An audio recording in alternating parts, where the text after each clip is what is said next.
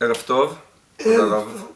אנחנו נמצאים אצל כבוד הרב דרוקמן בביתו היום, א' בכסלו, 26 לנובמבר. שלום כבוד הרב ותודה על האירוח ועל ההסכמה לרעיון זה. אני רוצה להבהיר כי אני אשאל שאלות רק בנושאים רוחניים וערכיים ביחס ליהדות, לא אגע בנושאים פוליטיים, אותם ישאלו אחרים אם ירצו. ראשית כבוד הרב, איך אתה רוצה שאקרא לך? יש לי שם שנתנו לי בברית. בשמי חיים. וחיים זה בסדר? בסדר גמור. כבוד הרב, נקרא לך חיים. כפי שסיפרתי לך את חלקו של סבי, משה צבי, האלטה אדלר מצ'נוביץ, בהשראתו, אני מחפש דרך להמשיך את מסירת המסורת בדרכים חלופיות, דרך דור זיידה קולקטיבי של הרבנים שלנו. רציתי לדעת מה דעתך? קודם כל חיובית ביותר, כי אנחנו עם עתיק יומין, יש לנו שורשים עמוקים מאוד, שמתחילים מאברהם אבינו, לא נולדנו היום. את אותה מסורת עתיקה, חשובה, ערכית, צריך להביא לכל הדורות. וממילא צריך לחפש כל דרך איך מקשרים את הדור הבא עם כל הדורות שעברו. אף אחד לא מתחיל היום מחדש, אלא אנחנו שייכים לעץ שיש לו גזע עבה, שורשים עמוקים, ענפים מרובים, וכולם צריכים להיות קשורים. כבוד הרב, אני זוכר לאורך כל שנות התבגרותי את שמך כמעורב עמוקות בבניית הארץ, וכחלק מגרעין היהדות הציונית הבונה את ארצנו. אך לאלו שלא מכירים אותך עדיין, הרשה לי להציג אותך כדמות בולטת ששינו את פני הציונות הדתית בארץ. אתה הצטרפת למפד"ל כחלק מהדור הצעיר עם זבולון המר, עליו השלום, והשקעת את רוב מאמציך ביישוב הארץ. אתה מחנך ומנהיג ציוני דתי, כיהנת כחבר כנסת וסגן שר הדתות, אתה אב בית הדין לדיור, אתה יושב ראש מרכז ישיבות בני עקיבא, ראש ישיבת אור עציון ועוד ידך נטויה.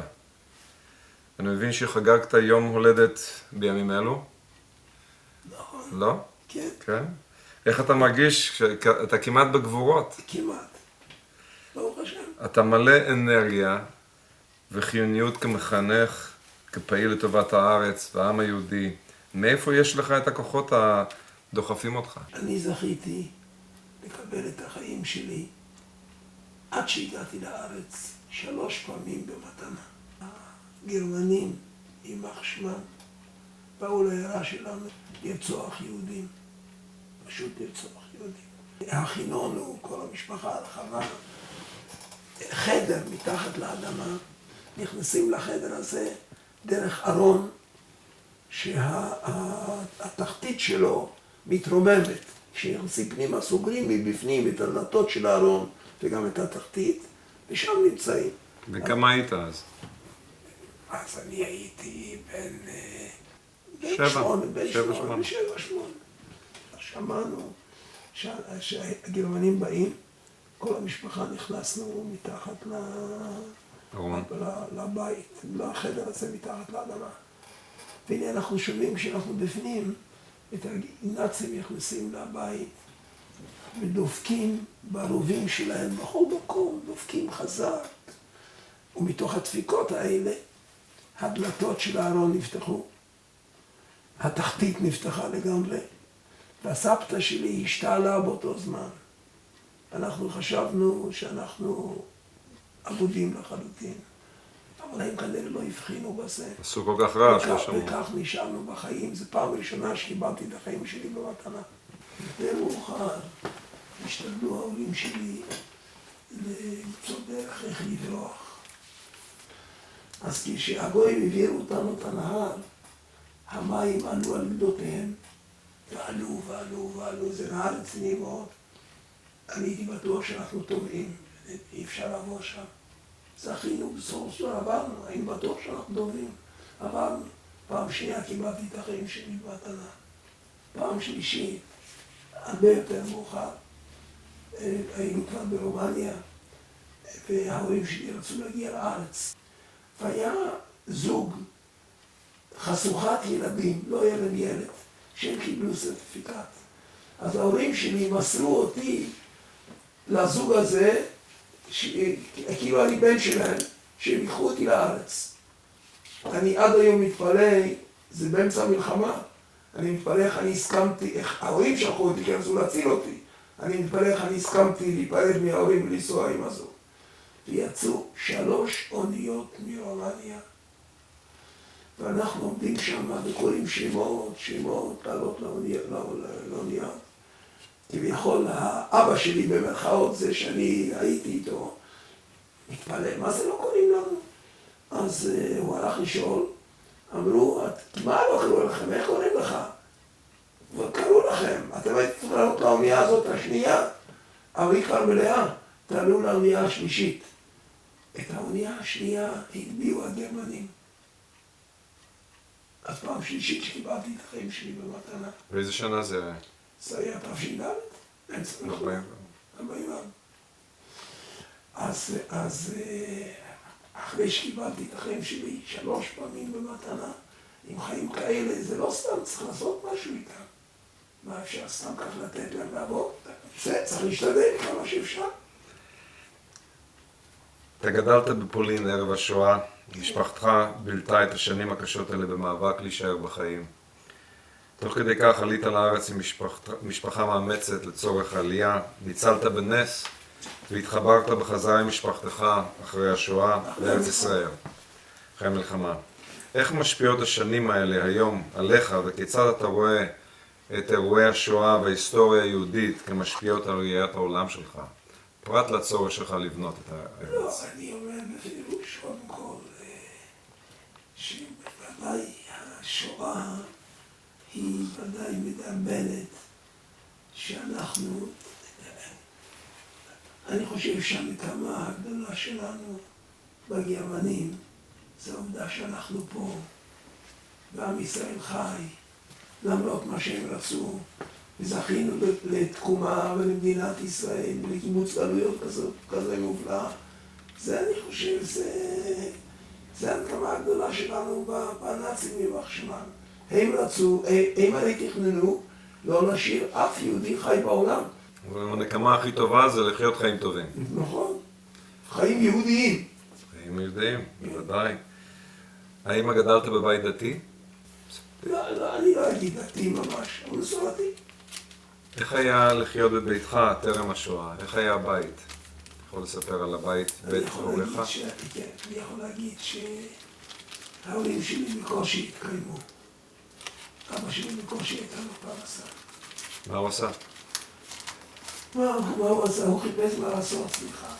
הוא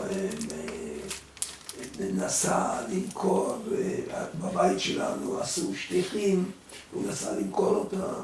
הוא חיפש אחר כך עבודה, דודי היה לו איזה משהו, אנחנו היה על יד הנהר, יד שמש, אז דודי היה לו משהו שקשור לעצים, ואבא שלי ניסה שם לעבוד קצת. כמה ילדים הייתם בבית? בן יחיד. פורה. היה לו קשה, היה להם קשה בפרנסה. אז מי הדמויות שהשפיעו עליך במיוחד בתור ילד?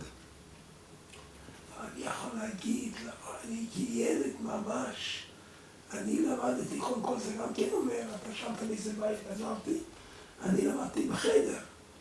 כלומר, אני התחלתי בין 2.5 ללמוד בחדר.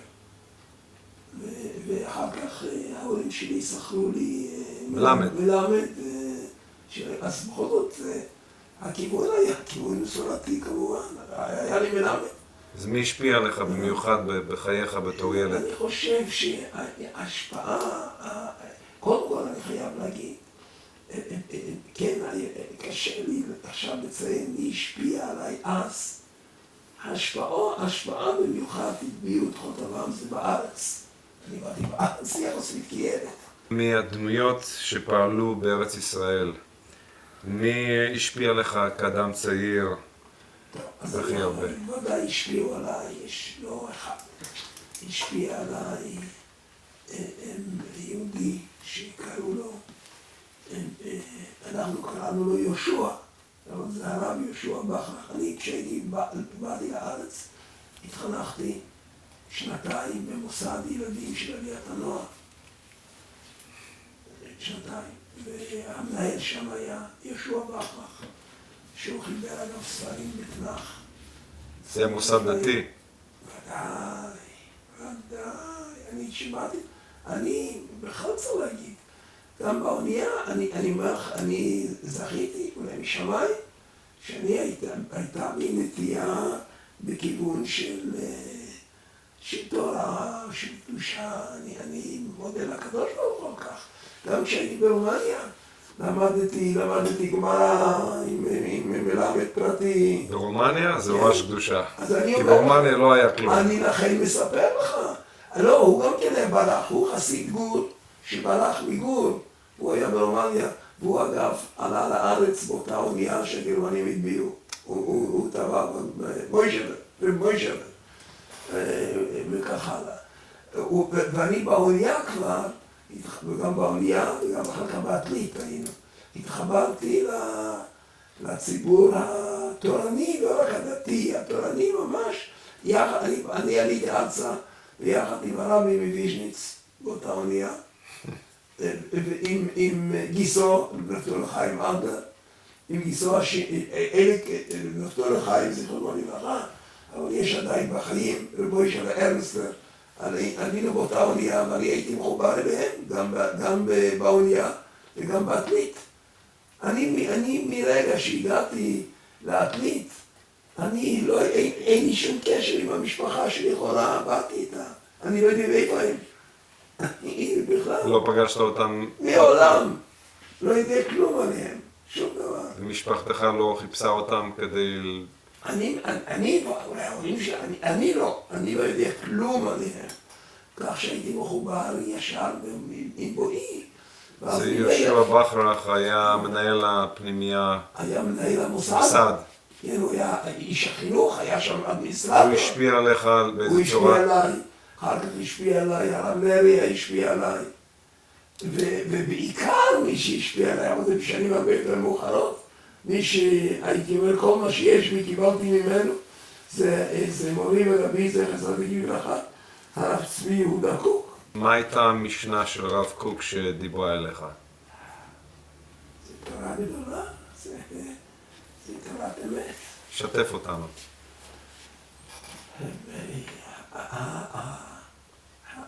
קודם כל, התורה שמתייחסת למציאות שלנו, לדור שלנו, למציאות שלנו, בארץ ישראל. לאירועים של תקופתנו, זה קודם כל, זה תורה לא מנותקת. תורה חיה. חיה. אני רוצה לראות יחד ממש אותם המילים. תורה חיה. היא מתייחסת לחיים. בגלל זה הסדר שלו קוראים לזה תורת חיים. כן, אבל אני לא... באמת? עם כתב במקום רש"י, כתב מרובע. כן, טוב. כי זה הדור שלנו. בסדר, אפשר, אבל זה... זה מעניין, לא חשבתי על זה. וגם אני לא חשבתי על זה, אבל זה הכל. אז זו הייתה תורה רלוונטית של ימינו. נכון. מה עוד בתורתו דיבר אליך? השלימות, היחס לעם ישראל, כולו, היחס לארץ ישראל, היחס לכל התהליכים שעברו על עם ישראל בדור האחרון, ההתייחסות לתקומת מדינת ישראל. בהתחשב במעורבות שלך ביהודה ושומרון ובארץ ישראל השלמה, אני חייב לשאול את השאלה הזאת. בבקשה. האם הייתה בו פשרנות, או האם הייתה בו קיצוניות? במילים של ימינו. ביחס לארץ ישראל. אם הוא היה חי היום, האם הוא היה נלחם על ארץ ישראל השלמה? ודאי. או הוא היה... ודאי. אני רוצה להגיד משהו, אולי זה יהיה תשובה יותר אמיתית. אם אדם יש לו אב גדול.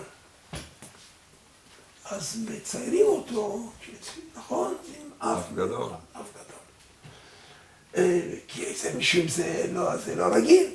העוטר עצמו אדם, כל האיברים שלו הם גדולים. זה לא משהו מיוחד, כל האיברים שלו גדולים. אני מתכוון להגיד באופן אמיתי, לא מן השפה ולחוץ. היחס לכל בצורה אמיתית והשלמה. זה לא מי שחושב שלוקח הצידה, מתייחס לארץ ישראל בלבד. זה לא נכון. תוכו כבורו. התייחסות, ודאי, התייחסות לארץ ישראל, כמו התייחסות לעם ישראל, כמו התייחסות ליהודים שאינם מקיימים מצוות, וכך הלאה. אני חושב על איך אתה גדלת, ולעומת זה אתה יודע, ואנחנו יודעים שהרבה יהודים גדלים בימינו ללא דמויות שאפשר לחקות אותם, או דוגמאות ביהדותם.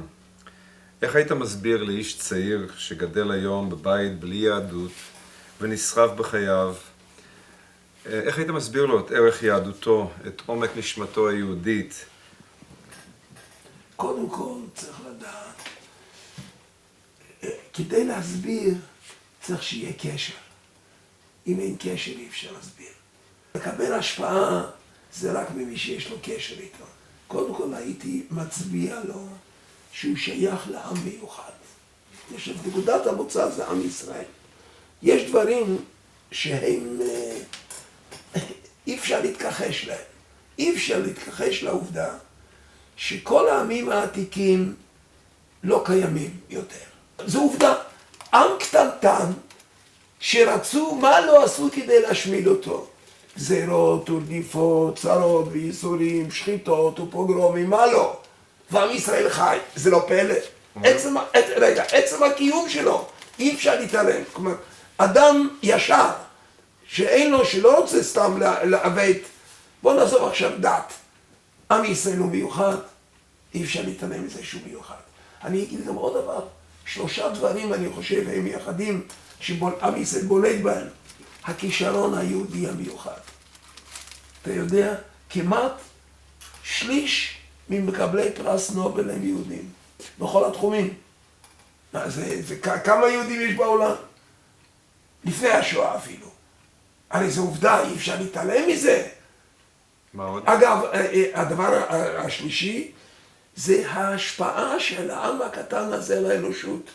תיקח את התנ"ך, אין ספר בעולם שתורגם לכל שפה אפשרית ונפוץ לכל פינה נידחת שבעולם מהתנ"ך, וזה לא אנחנו עשינו.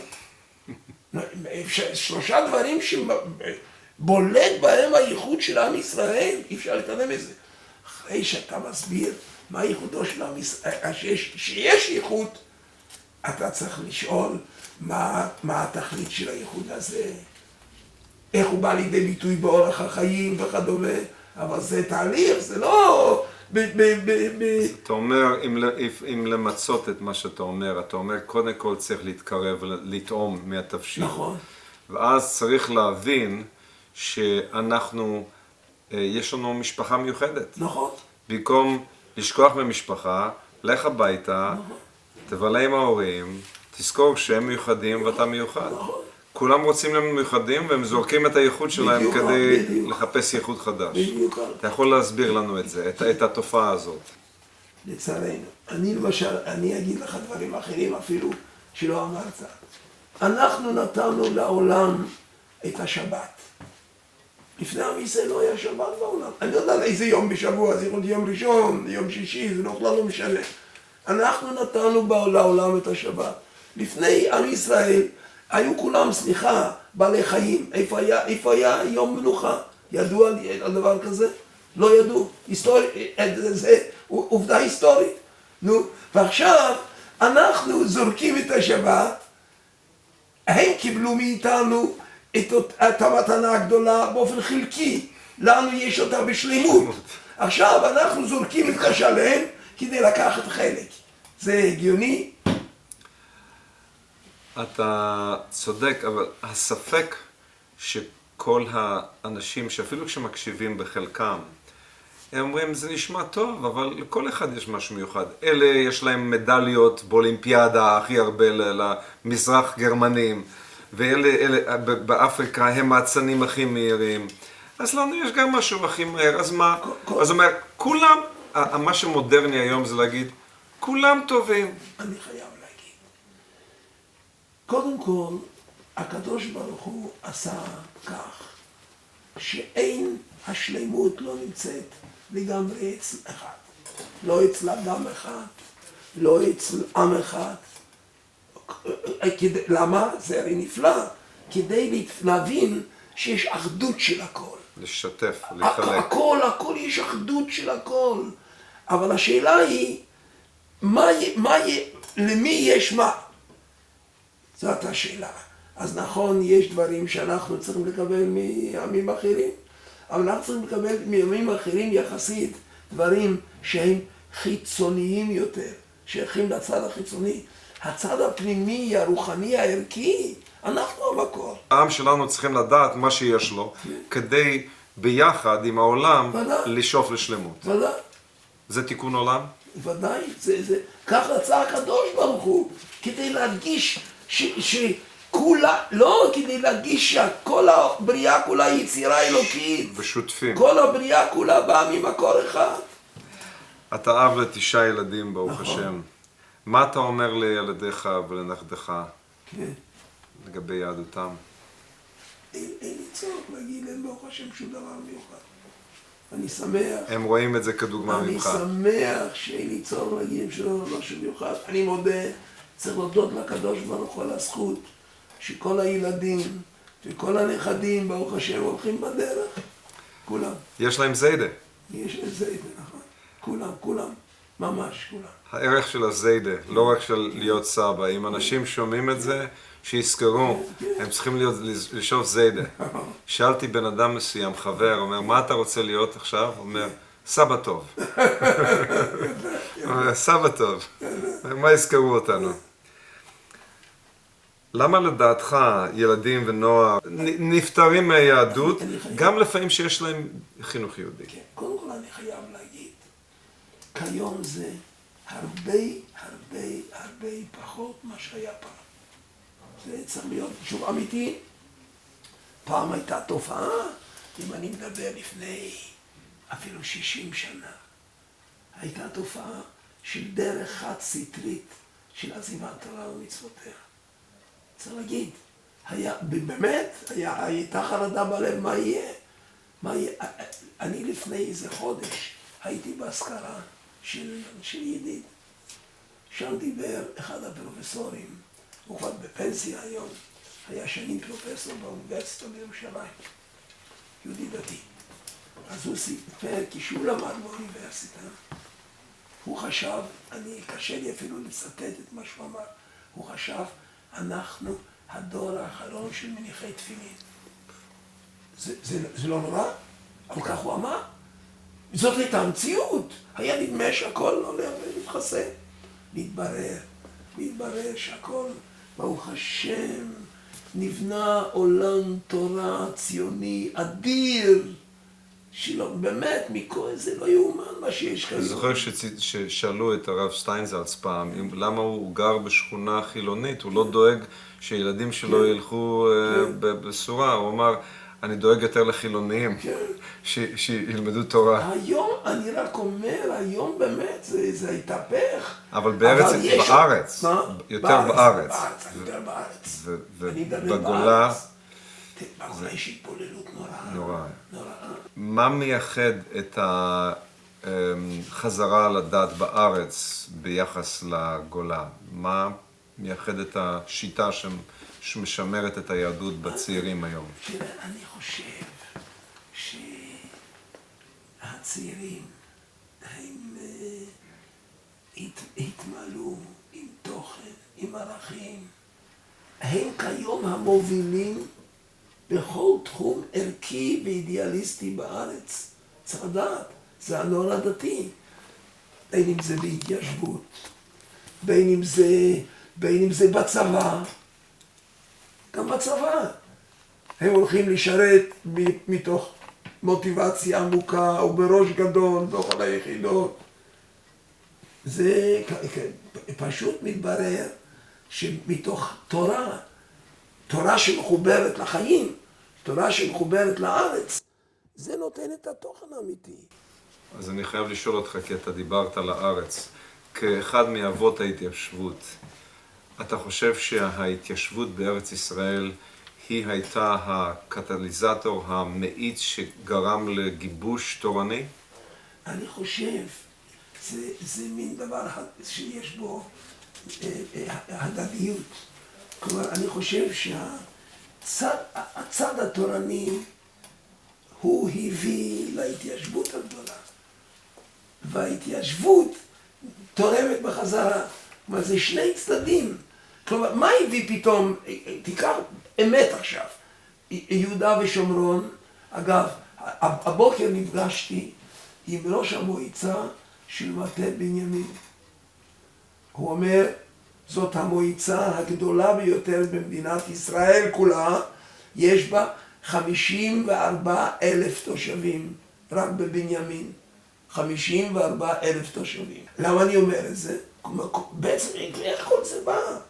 זה בא מפני שהנוער הדתי, אחרי מלחמת ששת הימים ובהמשך, ראה את כל מה שהולך ואת התהליכים שהקדוש ברוך הוא החזיר לנו את הארץ, ואנחנו צריכים ליישב את הארץ.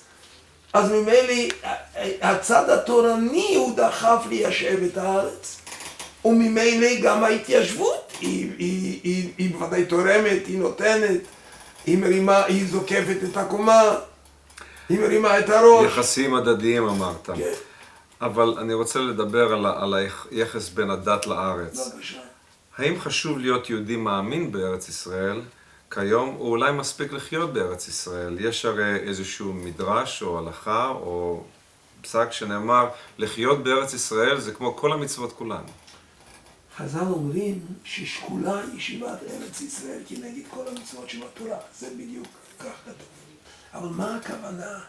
לא שכאילו אתה מעמיד את כל המצוות ואת ישיבת ארץ ישראל ואתה אומר, אם אני יושב בארץ ישראל אני לא צריך כל המצוות, אלא הכוונה היא, כל המצוות בשלמותן תלויות בארץ ישראל. קיומן השלם תלוי בארץ ישראל. ולכן שקולה ישיבת ארץ ישראל כנגד כל המצוות בתורה, כי כל המצוות שבתורה תלויות בה, קיומן השלם תלוי בה. לאור כל הקשיים בעולמנו, כיצד אתה אומר לאיש צעיר בימינו להאמין בשם ולאור ההיסטוריה היהודית, שיהודים מוכים לאורך כל הדורות? א', אני אומר, לא כל דבר צריך לתת תשובה. לא כל התשובות הן בידי. אבל אני אגיד כן, אני רוצה להגיד, אי אפשר ללמוד ולהתייחס לעם ישראל רק באופן נקודתי. אתה מסתכל בנקודה מסוימת, צריך להסתכל בפרספקטיבה. על עם ישראל צריך להסתכל בפרספקטיבה. ואם אתה מסתכל בפרספקטיבה, אז אני כבר אמרתי בראשית דבריי, איפה יש עוד בעולם עם חוזר לארצו אחרי 2000 שנה? יש תופעה כזאת? אין תופעה כזאת. מה עם כאב של בן אדם אחד שאיבד את בנו, ביתו, אביו, אחיו, בן או בת זוגו? איך מתיישב האמונה עם כאב? אני אספר לך שני סיפורים אמיתיים. אחד של קיבוצניק לא דתי, ואחד של ראש ישיבה גדול בירושלים.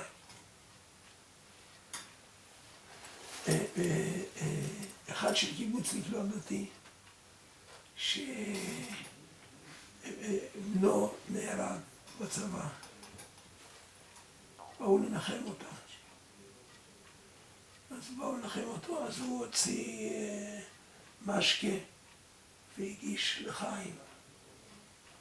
אנשים חשבו שהוא ירד מדעתו. באמת? חשבו שהוא ירד מדעתו, אני לא ירדתי מדעתי. אני בא ממקום זה וזה בחוץ לארץ, אני כבר לא זוכר מאיזה מקום, במזרח אירופה. אני התעניינתי בגורל משפחתי, אני עליתי ארצה, התעניינתי בגורל משפחתי. התברר לי שכל משפחתי הוציאו אותם, ואמרו להם לחפור בעצמם בורות, קברו אותם בבורות האלה, וכל העיירה וכו' וכו'. וכל זה קרה. הוא אומר, אני מאושר שהבן שלי נהרג על טנק להגנת מדינת ישראל. תשתו לחיים. זה סיפור אחד. סיפור שני, הרב גוסטמן בירושלים, פה אני יודע גם שם, אני הכרתי אותו. אגב, הוא היה דיין בווילנה, עלה לארץ, כשנהרג שלמה אומן, השם ייקום דמו. שלמה אומן. אז הוא בא לנחם.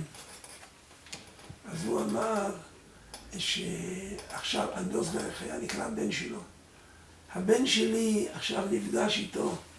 מה ההבדל? הוא אומר, הבן שלי רצחו אותו, הגרמנים, ושלמה אומן נתן את חייו לתקומת מדינת ישראל.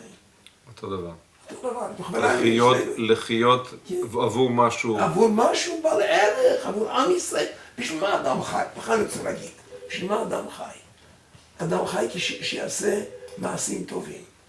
איזה מעשה, כמו כל החיים, הערך של החיים זה... בטוב שאתה עושה. בטוב שאתה עושה. אגב, אני רוצה להוכיח לך שכל אדם מבין את זה. תשמע, כל אדם מבין את זה. מאיפה אני יודע? כשאני בא לנחם אבלים, מה מספרים על הנפטר? מה שעשה טוב. אני עוד לא שמעתי באף בית אבל שסיפרו על הנפטר דברים רעים שהוא עשה. או שהוא הלך לעבודה הרבה זמן. שום דבר לא, מספרים איזה מעשים טובים שהוא עשה. סימן שכל אדם מבין שאלה בחיים. בשביל זה אדם חי, נכון? עכשיו, יש לך דבר יותר טוב מהקיומו של עם ישראל בארצו? תספר לנו על המשיח, מה ראיית חייך, חוץ מזה שמצפים לו. אתה חי בתקופה של חבלי משיח? אנחנו בתהליך של גאולה. יש גאולה, אנחנו למדים שיש תהליך של גאולה. זה לא בא באופן פתאומי. חבלי משיח. זה לא באופן פתאומי. היה יהודי שהוא לצערנו נהרג בשואה. הוא כתב ספר, אם הבנים שמחה. זה אגב, זה מעניין מאוד. הוא היה מן המתנגדים לציונות. המתנגדים החליפים. כך הוא כותב בהתחלת הספר. ורק כשהתחילה השואה הוא אומר, התחלתי לפקוח עיניים וראיתי שטעיתי. וכל הספר זה הוכחה שהוא טעה. אז הוא שם כותב בספר, אלה שאומרים שהגאולה מתחילה עם ביאת המשיח, זה כמו שמישהו יאמר שהיום מתחיל לפני שהשמש זורחת. זה לא יכול להיות. אז יש תהליך. דיברנו על תיקון עולם. כן. מה אתה יכול להגיד לבן אדם שנאבק בפרנסה, בחינוך ילדיו, וגומר וכו', ופתאום הוא מוצא שגם עתיד העולם תלוי על כתפיו. הוא לא ביקש את זה. הוא רוצה רק להביא את פרנסתו, הוא לא רוצה לתקן את העולם. טוב, אז יש חסר בחינוך שלו. אני אומר פעמים לתלמידים שלי, שגם פרנסה, לפרנס את המשפחה זה ערך. זה לא רק צורך, זה ערך. אדם צריך לדעת לפרנס את משפחתו. אבל יחד עם זה, אדם צריך לדעת לצאת מהאגואיזם הפרטי שלו. לדעת שלא הוא כל העולם כולו. הוא חלק של עולם. ככל שהעולם יהיה מתוקן יותר, החיים שלו מתוקנים יותר. זה דבר ערכי. יהודים נמצאים בשחר התפתחות של רוב התנועות האידיאולוגיות והרוחניות בעולם. מקומוניזם, נצרות, פסיכואנליזה, שוויון זכויות, ויחד לזה הם לא מוצאים את יהדותם כל כך בקלות, הם מחפשים תמיד בחוץ. למה החיפוש הזה לרוח כשיש רוח בבית? מה נעשה? אדם חושב, יש ביטוי שהדשא של השכן הוא ירוק יותר. זה באמת טעות. אגב, יש על זה סיפור נפלא. הסיפור הנפלא הוא על יהודי ששמו היה רב אייזק, שהוא חלום שעל יד, שם בפראג, על יד הארמון של המלך, טמון אוצר גדול. והוא התעורר, הוא היה עני מרוד, אז חשב אולי אני חולם על אוצרות, אבל החלום חזר על עצמו פעם, פעמיים, מראים לי משהו כנראה מן השמיים, אז הוא נסע לשם, הוא הלך לשם. הוא בא לשם, שוטרים, צבא, ינסה לחפור שם, הוא ייתן את חייו. אז מה הוא עשה? לא הייתה לו דירה, הוא ניגש לגשר כל פעם להסתכל. שם האחראי, הקצין, ראה איזה אדם משונה, מגיע כל יום לגשר, מסתכל שם, והולך. אז הוא התחיל לברר בעניין, אז הוא קרא לו, אז הוא סיפר לו את החלום שלו. אז הגוי הזה התחיל לצחוק. אילו אני הייתי עושה מה שהראו לי בחלום, הייתי צריך להגיע לקרקוב, לבית של יהודי ששמו אייזיק, ואצלו בבית, מתחת לתנור, יש אוצר גדול. האוצר אצלנו, אבל אנחנו צריכים להגיע ככה. אז עכשיו, אז אם ככה, אני עכשיו אספר לך סיפור מן החיים. היה קצין בצה"ל, בן קיבוץ לא דתי. הוא מעולם לא היה בבית כנסת. הגיע לבית כנסת יהודי באנגליה בהשפעת כומר נוצרי. איך? אחרי הצבא הוא החליט, הוא עושה טיול, נסע לאנגליה, נסע ללונדון. היו לו חברים גויים, בא איתם לכנסייה, ואחד הפעמים הוא שומע הכומר אומר, היהודים יש להם השבוע יום, קוראים לו יום כיפור. יש לנו מה ללמוד מהיהודים, זה יום שהם מבקשים סליחה אחד משני. יש לנו מה ללמוד מהיהודים. אז הוא הלך ללמוד. הוא שמע, יש ללמוד מהיהודים יום כיפור, אז הוא הלך לבית כנסת ביום כיפור. אתה מבלה הרבה עם תלמידים, אתה מעורב בישיבות, בנית ישיבות, אתה יושב ראש ישיבות. אומרים, מכל תלמידי השכלתי. מה למדת מתלמידיך? אומרים יותר מזה, אומרים מתלמידיי יותר מכולם. מכולם. הרבה למדתי מרבותיי, ועוד יותר מחבריי, ומתלמידיי יותר מכולם. אני לא יכול להגיד דבר ספציפי, אבל לומדים מתלמידים הרבה. מרצונם לדעת, מההתעניינות שלהם, גם, אני לא יכול להגיד דברים נוספים, לא זוכר ברגע זה. אז אני אבקש לך דבר אחד נוסף לעשות. כל הרבנים שראיינתי, שאלתי אותם את זה. לשיר זמירה אחת שחביבה עליך. לא, אני עכשיו לא אשיר, אני אגיד לך שלום, זה מספיק. שלום, שלום. אני מודה לך מאוד, אני מקווה שנהנית כמו שאני נהנה. בסדר, שלום, שלום.